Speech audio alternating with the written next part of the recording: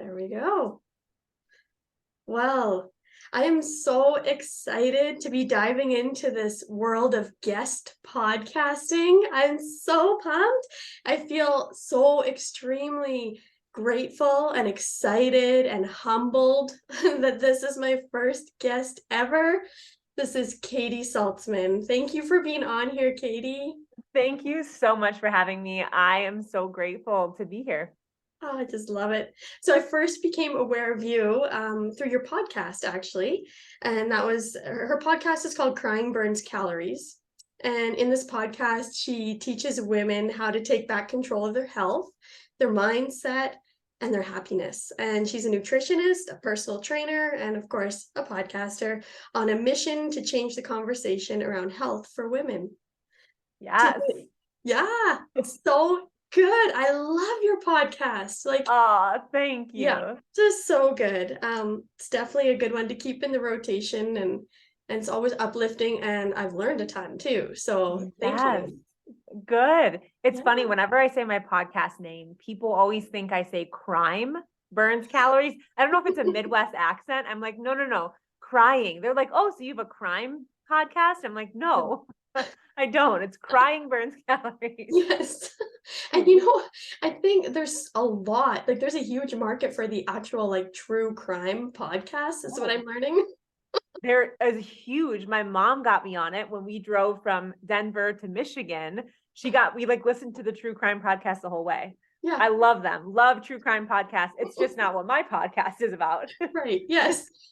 Mine either, but my husband loves them. When I said, Yeah. I was shocked when he said one day he was listening to podcasts. I'm like, oh, you do podcasts too? And he told me it was true crime. I'm like, oh, okay. Yeah, that makes sense. Right. Yeah, so good. So this past fall, I attended an event that was truly life-changing and pivotal for me. And this is where I actually got to meet you in person. Yes, it And was it was such a good event. oh, it was so good. There was something so unique about the energy in the air there. Yeah. And it was pretty incredible. And yeah, so I talk about this podcast or that event on the podcast a few times since I went. And that was the one hosted by Keisha Get Married, and she's got a podcast community too, which we're both familiar with. And yeah, like that whole experience, that whole weekend was so good. And you got to lead us in a workout on the Saturday morning. I did. I got to lead a workout. The energy that weekend was unreal because you're in a room with women that are not just wanting to learn, but they're wanting to step into the next version of themselves, whatever that looks like. And a lot of us are just figuring it out and going through the messy, and we're all sort of in this together. But to be in the energy of women that are wanting to grow and change and wanting to break through these blocks and limiting beliefs that hold us back, like there's something so special about that. And being able to, I've instructed and taught fitness for a long time, whether it's group fitness, personal training, and you really feed off the energy in the room. And sometimes you get in front of people that don't have that energy. And I felt like we could have blown the roof off of that hotel in Arizona because there was so much. And I was shocked that hundreds of women showed up to this workout in the morning. It was at 8 a.m. It was before the event even started. There was a day packed full of speakers. All these women easily could have slept in, and they made the choice to show up. And it was such a fun event.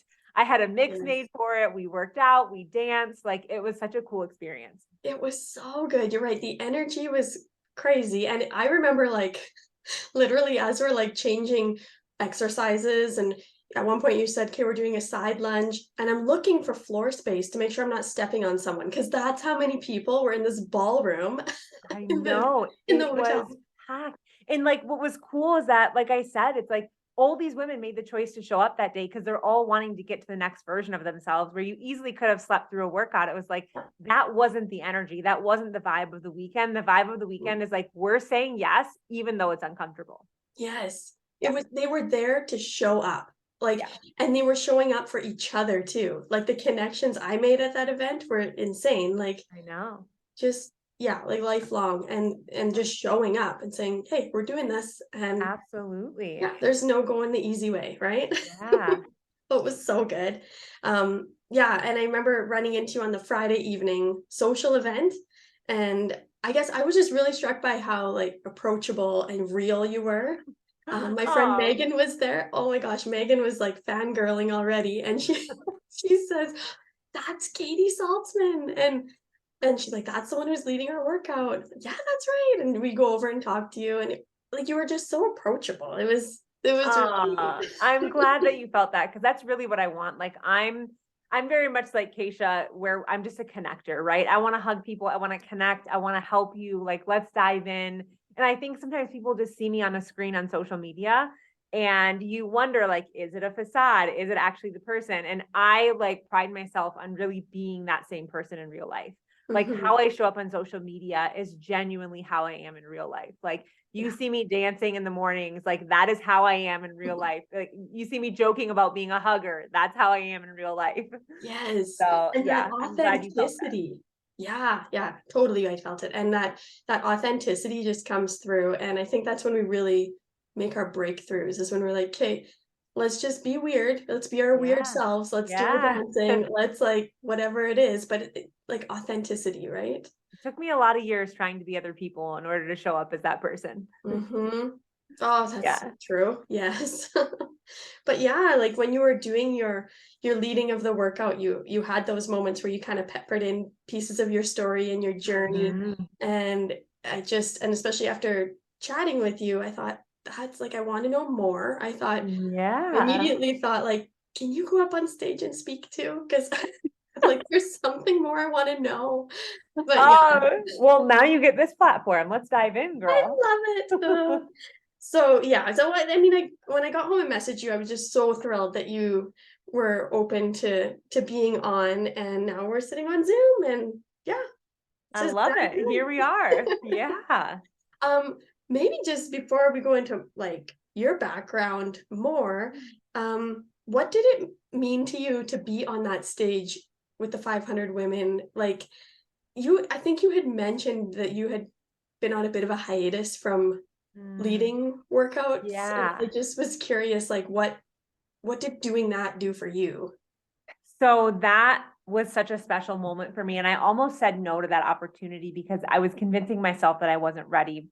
And I'll sort of give the backstory of what I gave the women when I was on stage is that 15 months prior, now I'm even further out from it. I got out of an abusive relationship. And it's the reason that I left Michigan. I literally packed an SUV. I left Michigan. I moved to Colorado. I didn't know a single person. And teaching and fitness, specifically with women, has been such a huge part of my life. Teaching women how to move their bodies, how to feel strong, how to feel confident, how to do these things without the main focus being shrinking your body, with the main focus being like to feel better in life and to move better and to get stronger and to build lean muscle.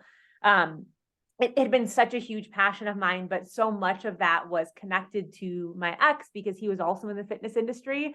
And he is one of the reasons that I got into the industry. So I felt, I went through this healing journey where I really had to disconnect myself. He was somebody that I was with for a really long time. And I had to, my main focus is that I was very broken. Like when I had come to Colorado, my body was under so much stress that I had lost my cycle.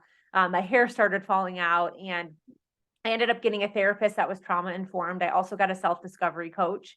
For 6 months, I worked intensely with these women who completely changed my life.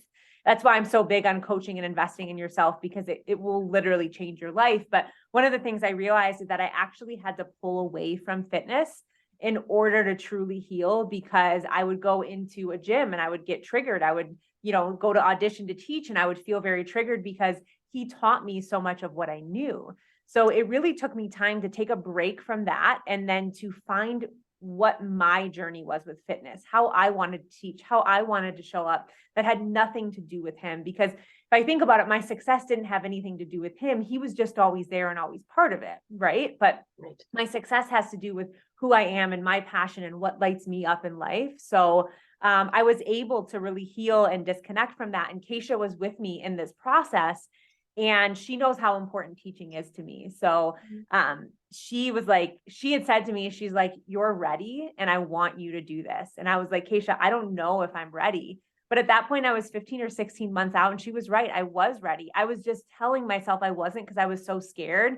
And it's almost like I needed somebody to open the door for me to show me that I was ready. And when I got back on that stage, I was like, I never again will take a break from this in life because this is what I'm meant to be doing. Nice. Oh, Yeah. thank you for sharing that. That's Yeah, of course. that's self-work. I mean, what an investment, what a gift you gave yourself. I That's did. I did. If I would not have done that, I don't even know where I'd be right now. I probably wouldn't have my business. I don't know.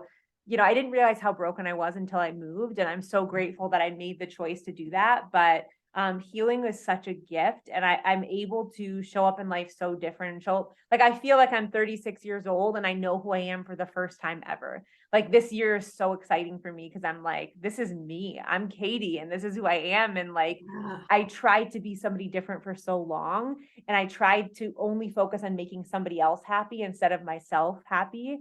Mhm. And that really, it's kind of screwed me over, but then it also opened up the opportunity. One of the things that I'll say is when you lose everything in life, you gain the ability to build a really incredible, beautiful life and whatever you want it to look like. So even though that loss feels so heartbreaking, what you gain is so much more.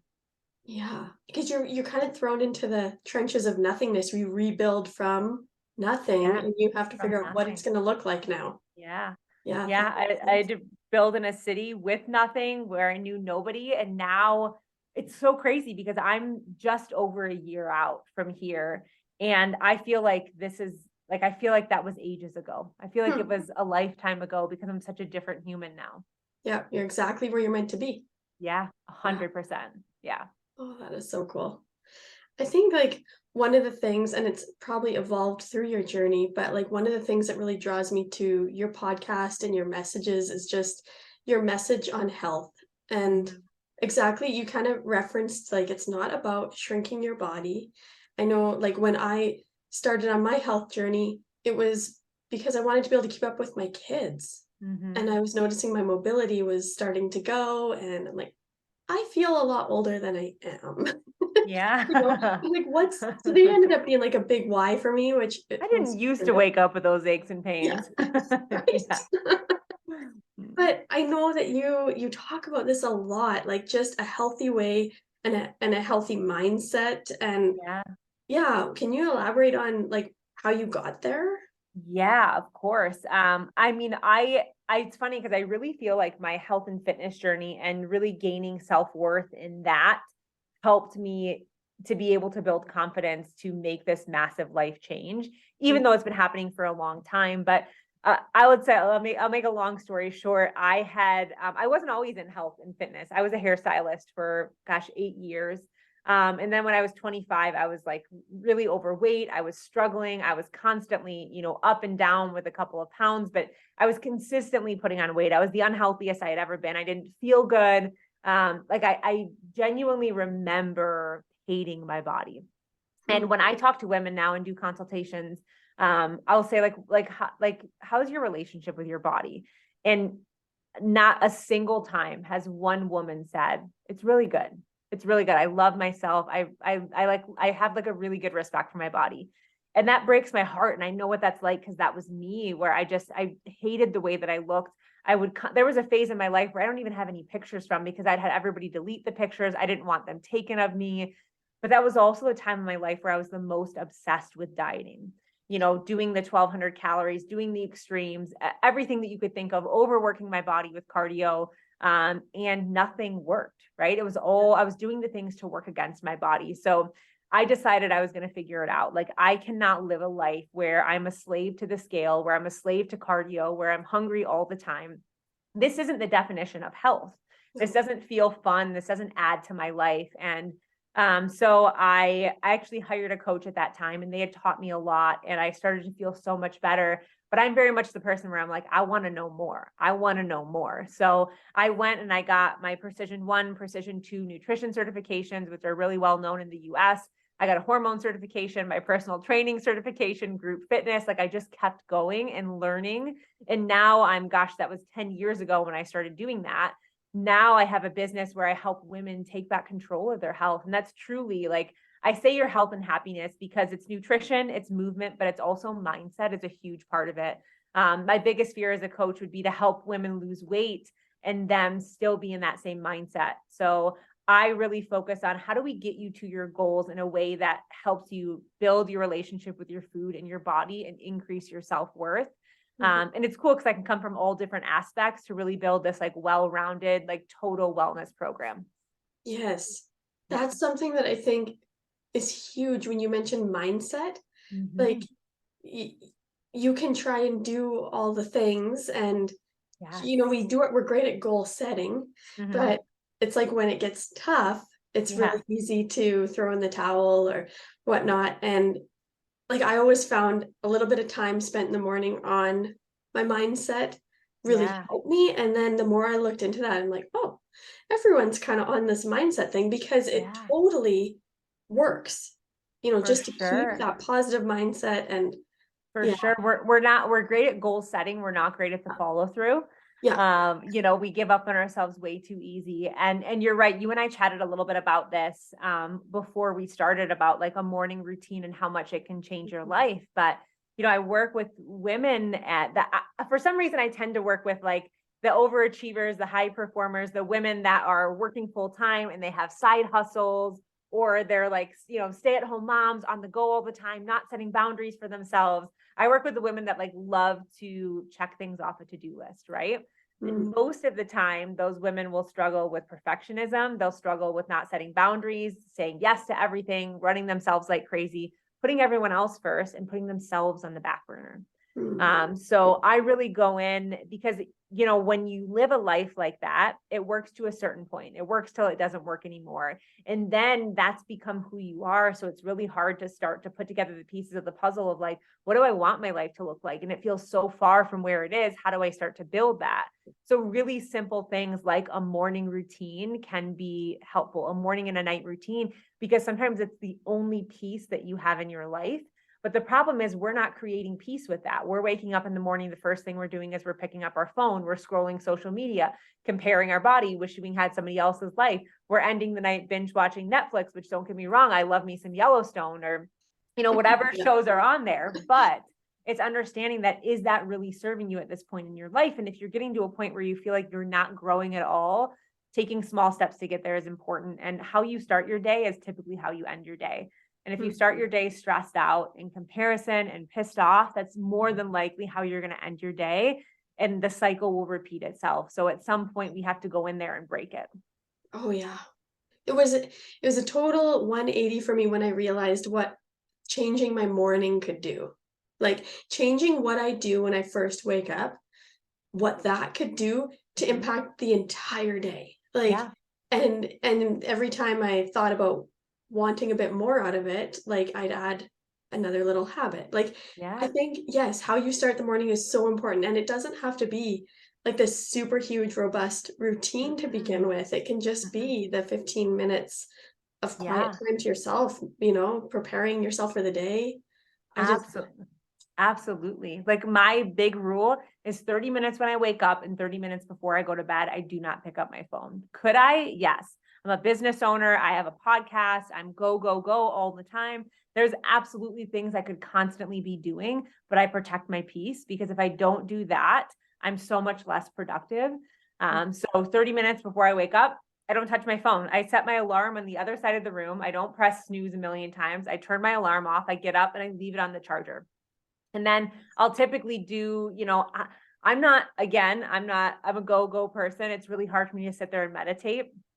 That's never really going to be my go-to, but I love like doing mobility or really slow stretching. So I'll either make like hot water with lemon or a coffee or whatever it is that you want in the morning. Do 5 to 10 minutes of stretching and breathing. Like you can multitask even with those moments in the morning that you're taking for yourself. Because I know a lot of women listening are probably busy on the go. You don't have time to do these like social media morning routines where they're making their bed and doing facial massages and this. It's like, no, but we can combine 15 minutes where we're doing some stretching and breathing. Maybe we're sipping our coffee. We're just taking a moment to ourselves, away from a screen, away from a phone, to actually get to know ourselves too. I think it's so rare as women for us to sit in silence or sit in our feelings. And a lot of women I work with are struggling with body image, with self-worth. not really knowing who they are. And the more you feel, the more you heal. And if you're really wanting to change that, you have to have these moments where you're able to feel and just kind of understand who you are. And I think morning and night is a really good time to do that. I love that. The more you feel, the more you heal. That's right. That was my That's a motto last keeper. year. Oh, that's a keeper. And like lots of That ended in a lot of tears on the kitchen floor, but also a lot of breakthroughs. that's awesome. Well, and like that time to just like I found sometimes reflecting on the previous day was like good to just kind of like reflect on why I'm feeling the way I'm feeling Yeah. and then just kind of think through the past day's events, if that makes sense. Because Yeah. lots of times I think we don't take enough time to just reflect. We can always learn from what happened, whether it was a great day. Okay, what made it great? Mm, Or oops, it's a crappy day. Like what happened that set yeah. you off or threw it off? And sometimes the funniest thing is when I'm reflecting, not funny in the moment, but when I reflect and I'm thinking, yesterday wasn't good. Why wasn't it good? And when I narrow it down, it's like this tiny little thing that happened. I'm like, and I let that bother me all day. Yeah. Just Yeah. feels so silly. Absolutely. Oh, Absolutely. And I'll use the analogy that I use with my nutrition coaching clients, or like any of my small group women. We go through a week called Awareness Week. Because what happens is I start with women and they're like, okay, I want you to give me my set of macros. I'm like, awesome. Look, I can do that. It's understanding that macros are a very small tool in the toolbox. There are habits, there are patterns, there are other things that we need to change to address metabolism, hormone health. Macros won't change that, right? I can give you a set of macros, but the biggest mistake that we make whenever we're like setting new diets is we don't understand what's actually going wrong right now. A lot of times women are like under fueling their body. They're super, super low on protein. Maybe they're not getting nearly enough carbohydrates, which we need carbohydrates to function. So it's like, why are we setting this perfect set of macros? Why are we just moving on and brushing everything under the rug? Let's actually take a week to create awareness, to understand that why what we're doing right now isn't making us feel good, and then move on. And it's sort of the same thing, just like you said, as reflecting is like, if we brush it under the rug and just try and move on, that same thing is going to happen again. Where if we actually address what went, understand it, then we can learn from it and maybe it won't happen again. yeah, You know, absolutely. once you Yes. know better, you do better. Yes. Yep. 100%. But you're right. When we have this go, go, go culture, it's those are our habits, those go, go, go habits. And we don't take the time to think about it. We're just like, hey, move on. I don't have time for this. I need to get the kids to soccer or Yeah, whatever yeah. it is. What's the next best thing that's going to get me results? That's going to Yeah. get me to be happy and to feel happy. Because I think that's what we want as women so much. We want to be seen, we want to be heard, and we want to be happy. Yeah. And most of the time, we're none of those things. So it's understanding how do we give that to ourselves. But that's the biggest thing I teach in all my coaching programs is I'm not interested in giving you a perfect cookie cutter plan to follow. I'm interested in teaching you how to take back control of your health, your metabolism, your hormones, and your happiness. Because if I'm not doing that, to me, I'm not successful as a coach, because I get coaching as an investment, but I want to be one of the last coaches that you invest in, because after you get done working with me, I want it to be you to be so confident in what you're doing that you know where to go in any direction. You're like, hell yes, I got this, Katy. I Yes. got this. Yes. Like a whole education piece. Yeah, You are absolutely. teaching them how Yeah. to do this in a sustainable way. Like Yeah. that's There's huge. no secrets. Everything's like, there are some coaches that won't give their secrets. I will give you all of them because I want you to take them and run with it. I don't want forever clients. I want forever believers in taking back control of their health. That's amazing. Yeah, Yeah. and that's what we need more and more of, I think. Like Yeah. it seems like everywhere you look, there's a new solution for weight loss. Mhm. Yeah, exactly. Yeah, usually in a Exactly. bottle or pill form, but And it's a very short-term solution. yes. Yeah. One Yeah, that should and be thrown in the trash. that's right. That's right. That's right. No, that's totally true. All these like habits and the things that the habit that you stack onto the next habit and Mhm. making it a lifestyle. Yeah, and making it Really. simple too. Yeah. I think we're so used to diets or health or fitness taking away from our life, and it's switching that mindset and understanding that this gets to add to our life. This Yes. doesn't take away your freedom and your fun. This gets to add freedom and fun to your life. This gets to make you feel better every day. This gets to help you wake up and feel confident. And we're always looking at it as a miserable thing. Oh, I have to do this. I have to do that. And most of the times it's because the diets they're doing are pretty miserable. I've done them myself, but understanding that your health gets to add to your life. And if you're not approaching it like that, you need to shift. Yes, absolutely. That's totally. I get the question a lot. Like for myself, I get up at 4:30 in the morning because that's just what works for me and the time Ooh, that I girl, put in. I need some of that motivation. I didn't tell you my bedtime. What time's your bedtime? Usually like 8:39. Wow, that is impressive. It's yeah, I'm that old. I love it. But honestly, like I look forward to that Mhm. That's because your of time. what it does for me. And that doesn't mean that when the alarm goes off at 4:30, I'm like, woohoo, like let's go. It's Yeah. no, I'm like counting down to get my feet on the floor so I can get out of bed. But Yeah. once I'm there, and then even just over time, like the mobility, like I'm a teacher during the day. I have young kids. We do lots of Mhm. activities, skiing, whatnot. I need the mobility to Yep. have fun, to live a full life, to not be winded when I walk up a hill, to not, you know what I mean? Like it totally improves the lifestyle. Oh, 100%. Yeah, and that's worth it. Because can you imagine waking up 10 minutes before you had to get out of the door like most people or get on their computer to work and you're just stressing and you're doing this and doing that. You get no time for you. Yeah. And then we wonder why we're living with a, generation of women that are completely burned out. Yes. Yeah. I remember those days, getting up and just, I'd set the alarm for as late as it could possibly go, where I could still get everyone ready and out the door. And it was Mhm. just like this hassle, like crazy, Yeah.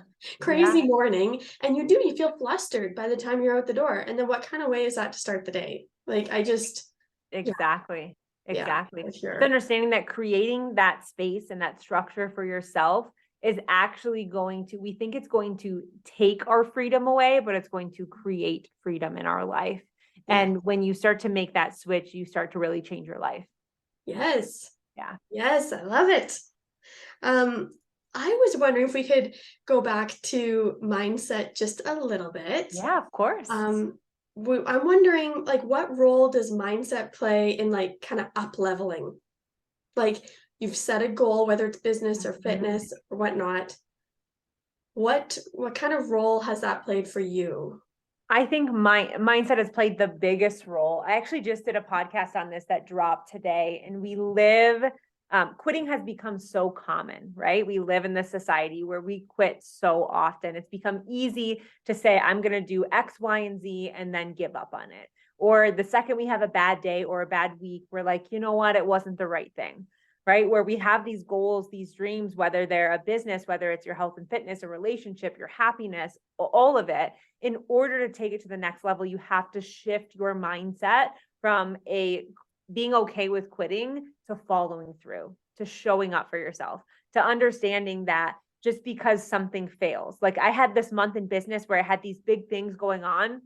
I had announced this big, workout platform that I was going to start. And literally, I got hit with every roadblock possible.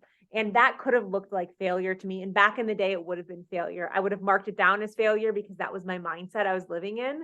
But instead, I decided to reframe failure. And I decided to say that, look, actually not knowing what doesn't work is one step closer to knowing what does work. And it's the mindset that allowed me to do that, right? So I think in no matter what your goals are, mindset is such a huge thing because it's a difference between staying the same and actually growing and actually getting out of your comfort zone. And if your mindset is constantly telling you you can't and you failed and somebody does it better than you, then that's what you're going to get. But if your mindset is constantly, I'm going to figure this out. This is one step closer to where I want to be. I might not be where I am, but I'm 10 steps ahead of the version of me that wasn't doing anything, then you will always win. You will always be moving forward. Yeah. Oh, and like just even touching on the failure leading to growth, like, Yeah. and Yeah. fear of like, I find fear crops up in my mindset a lot. And that's the thing that I have to really tamp down is, like I'll be afraid to take the next step. And I have to kind of Yeah. switch my mindset around that. Like, but if you do Yeah. that, you grow. If you do Yeah. this, you grow. Even if it kind of flops, you grow. Like you do. Absolutely. Yeah. We it's normal to have a fear of failure, right? Like nobody wants to fail. Nobody wants to be seen as that or viewed as that. That's why I think reframing it is so important. But a question that was really like powerful for me in my health and fitness journey, in growing my business, and then also in leaving my relationship was, I guess I was going to say last year, but it wasn't. That was in 2021. Was like, what is scarier, the fear of something new or the fear of staying the same? And in all those scenarios with my health, like being so, like disconnected from my body and not liking who I am and low self-worth, that was scarier to me than trying something new and hiring a coach and failing. Not starting my business and working in corporate my entire life, that was scarier to me than starting my business and failing. And then moving to a new city where I knew nobody, that was less scary to me than staying in an unhappy, abusive relationship for another year. Right. So I always come back to that question is, what is scarier, the fear of staying the same or the fear of something new, because the thing is it doesn't matter what it is, even if that wasn't what it looked like, the outcome, you still grew from it. You still learned from it. Yeah. Yeah. Yeah, absolutely. That is huge. That's a good question to ask. Yeah. It's one of my favorites. Oh, I love that. Well, and we know when we're not content. Like our intuition knows when it's not quite right. And Yeah. so if the thought of being in the same spot that you are right now, 1 year from now, even scares you a little bit, I Then feel go like for that it. should be like, Yeah. Then go for okay, it. yeah, we need to change Yeah. something. Like, Yeah. but that's a scary place to be sometimes. Yeah. Of course it is. Yeah. Yeah, Of course it is. that's awesome. Sorry, I'm just looking at my notes. No, you're fine. Oh, I love this one. Okay. So, what are your top tips, like especially for those who are just starting out on like their own health journey? Like let's say they're like, "Okay, it's time to take control and Mhm. change." Um, what would you say, like where should they start and what are like your initial tips that you give them to start like a healthy, truly healthy lifestyle? Yeah. So like with my coaching clients, what tips would I give them? Yeah. Yeah. So that I think it always depends on the person and where they're at. But my biggest thing as a coach is if it's not something you can do forever, is it something that's really adding to your life? So we're like, I'm going to do keto and cut out carbs for 30 days, or I'm going to intermittent fast. And it's like, well, do you want to be doing that in 5 years? Like timed eating where you're only eating for 7 hours a day? Probably not. So if Mhm. you can't do it forever, then is it really adding to your life? So it's always asking that length question. Yeah. And then I think the biggest place that I start with women in general, like I will just throw out like a general idea. Like let's say we're talking about nutrition, is most women are having coffee for breakfast, they're skipping carbs, and they're having big binges or snacks at night because they're so hungry, feeling like they failed. The best thing you can do is not focus on what you're taking away, but focus on what you can add. When you focus on what you can add to your day, to your meals, to your life, all of a sudden it completely shifts. So I'll give the example of, most women I work with are not eating nearly enough calories. They're going from small amounts of calories to big, giant amounts of calories, right? And it's like your body is never going to work properly with these big swings. It's like putting your body on a roller coaster. Eventually, it's going to want to get off.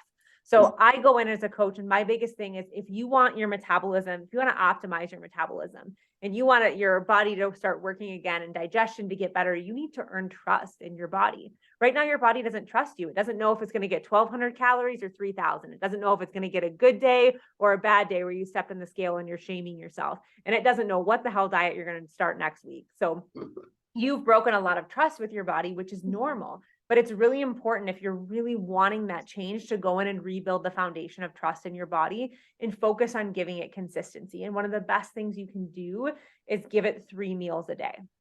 Breakfast, lunch, and dinner. So I don't have many rules in my coaching, but I have one called the rule of 3. And it's 3 meals a day, 3 macros at every meal, which means protein, carb, and fat at every single meal. Yes, we eat carbs. And then 3 colors at every meal. So making sure you're getting in the nutrients and the density in those meals.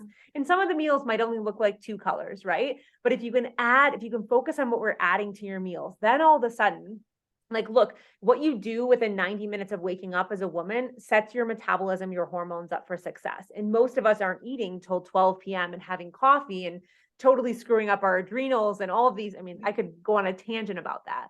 But one of the best things you can do is have a solid breakfast with 25 grams of protein for your hormones, your blood sugar, your metabolism. So like all of a sudden you have a morning like that. And then you have a lunch where instead of skipping lunch or having a small salad, you're actually having a meal. And then all of a sudden you're not like having this massive energy crash at 2 or 3 p.m. and you're eating that fuels your body and you're not binging and you're not snacking. And overall, you're actually eating less calories and you don't have a failure mindset. You're building trust and confidence in your body just by focusing on what you can add to it. Yes. So whenever I start with women, I always say the rule of 3 meals a day, 3 macros at every meal, 3 colors at every meal. And then when it comes to movement, if you can focus on that base movement, hitting, if you're 8 to 10,000 is a good range, but some women are only at 3 to 4. And if you're only at 3 to 4, cool. How do we get 5 to 6,000 steps a day? And then work up from there and then continue building. But when we're talking about a foundation of our metabolism in our body, it comes down to calories, making sure we're getting enough and not too much of a surplus. And then also movement for your body every day. Ideally, I'd love to see women strength training, progressive strength training 3 times a week minimum. But those are really where I would start women. Oh, I love that. I like the positive mind, like even just the wording of it changes the way it sounds, from negative to positive. You're not taking away. It's not like, oh, I'm not allowed to eat that, or I'm not allowed to eat that. It's, I'm adding this in. And that to me right away just rings true, where in the mindset, in the way you think about it, it's like, and there's some, when you really look into it, like it can be yummy. Like you can find some really good combinations. Like it's not, food gets to be fun. Like the food I post on my stories every day is delicious. And women are like, you eat that? That meal is 500 and some calories. I'm like, yeah, so. Yep. Like, but I used to come from the 1,200 calorie mindset where I was like, that's half my calories. But now I eat over 2,000 calories and I'm way leaner than I was before then because I know how my body works now. And I've built trust and I know how my metabolism works. And I've really built that back in, which is it's a cool thing. And I understand that it takes time, but women are always like, but how did you do it? And literally everything I do is I focus on what I can add back into my body. And that also shifts your mindset too. Yeah. So yeah, it's pretty cool. Totally does. Yes. And you mentioned strength training too. Can you talk about that? Like just because I've heard and I've read a little bit about how important that is, especially for women.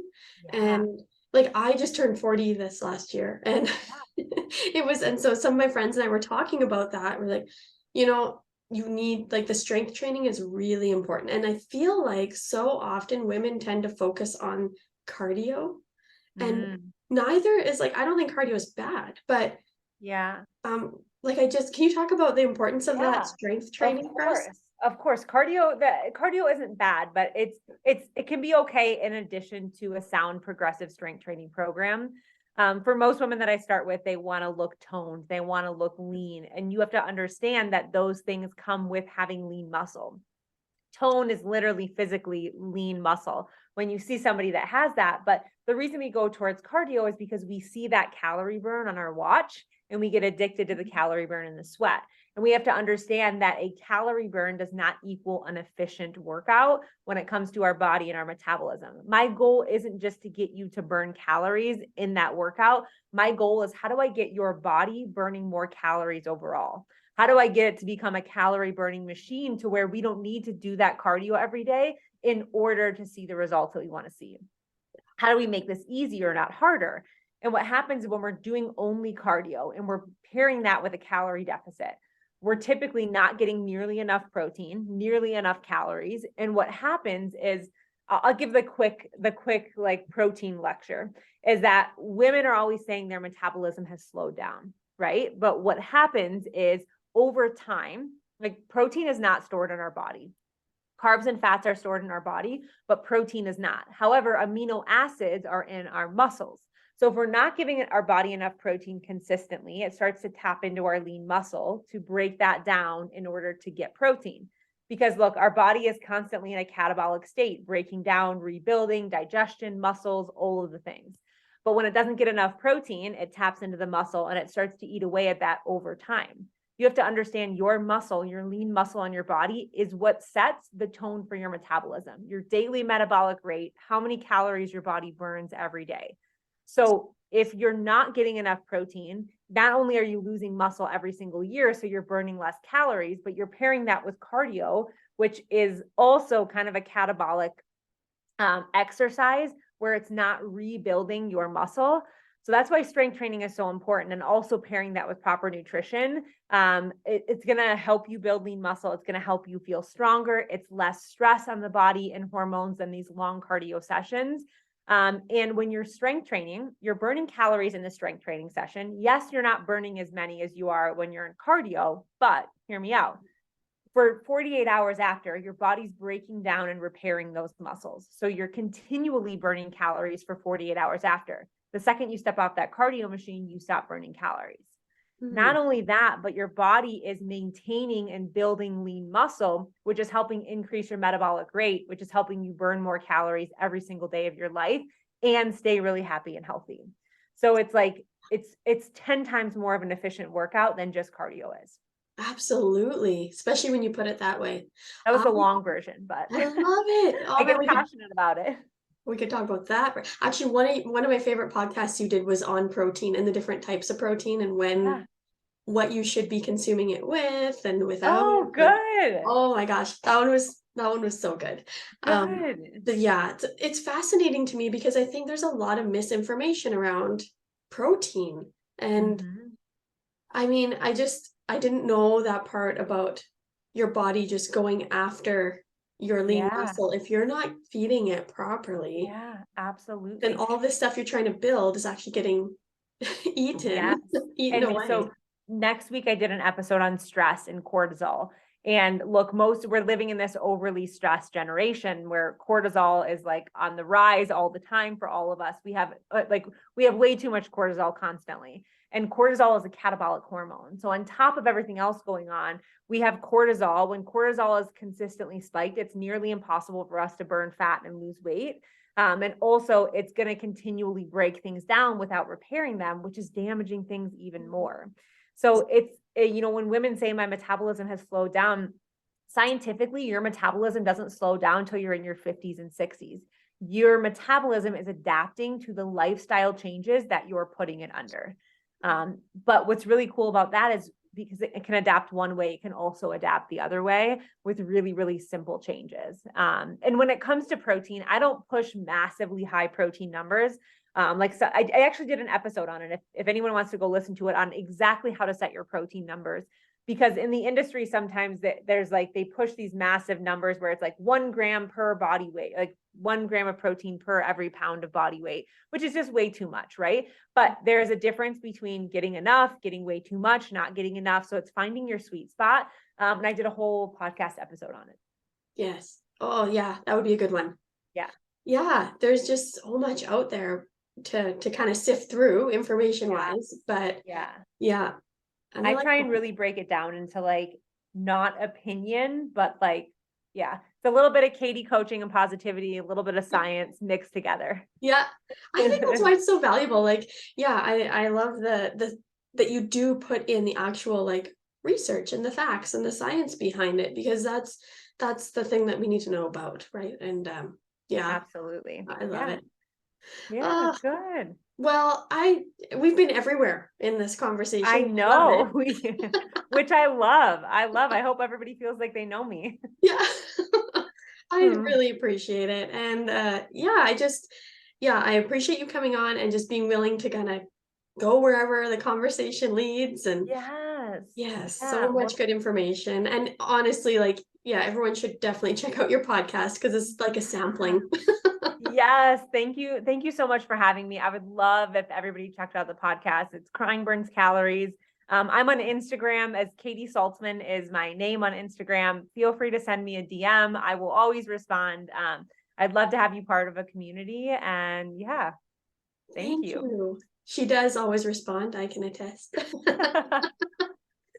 Thank you so much, Katy. Thank you.